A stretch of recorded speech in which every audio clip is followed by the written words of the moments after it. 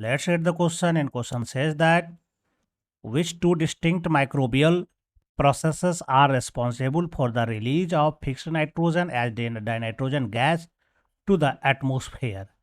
तो यहाँ पर जो हमारा क्वेश्चन है, ये क्वेश्चन कह रहा है कि वो दो प्रोसेस का नाम बताना है जो माइक्रोब्स के द्वारा होता है और इसके द्वारा क्या होता है, डाइनाइट्रोजन गैस एटमॉस्फेयर में रिलीज होता है।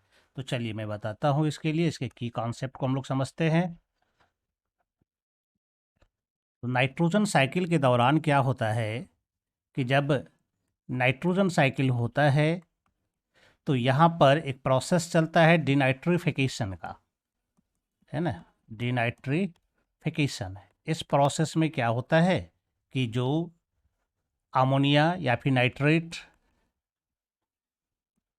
यह क्या होता है, टूट करके बैक्टीरिया के द्वारा यह डाइनाइट्रोजन गैस में रिलीज होता है। यहाँ पर कुछ बैक्टीरिया यहाँ पर इस प्रोसेस में मदद करता है, जैसे कि स्यूडोमोनास, है ना, स्यूडोमोनास बैक्टीरिया होता है, थायोबैसिलस होता है। यह सब बैक्टीरिया क्या करता है, ये डिनाइट्रिफिकेशन प्रोसेस को पूरा करता है, यानी कि एटमॉस्फेयर में नाइट्रोजन गैस को अवेलेबल कराता है इसे तोड़ करके। एक प्रोसेस तो हमारा ये चलता है। अगर दूसरा प्रोसेस को अगर हम देखें तो यहाँ पर क्या होता है, एक एनारोबिक अमोनियम ऑक्सीडेशन होता है ना, एनारोबिक अमोनियम ऑक्सीडेशन यहाँ पर होता है। इस प्रोसेस में क्या होता है, ये जो अमोनियम होता है ये ऑक्सीडाइज्ड होता है। ये अमोनियम क्या होता है, यहाँ पर ऑक्सीडाइज्ड होता है, ठीक है, और जो है ऑक्सीडाइज होकर के बदल जाता है।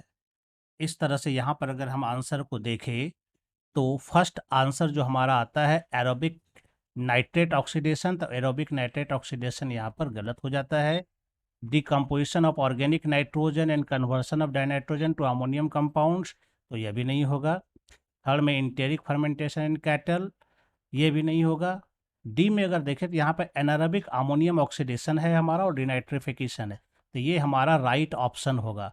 यानी इसका जो सही ऑप्शन चाहेगा वो कौन सा होगा, ये डी नंबर हमारा होगा। अकॉर्डिंग टू की कॉन्सेप्ट के अनुसार अगर हम देखें तो ये सही आंसर निकलता है। तो I hope you understand it well and best of luck. Thank you.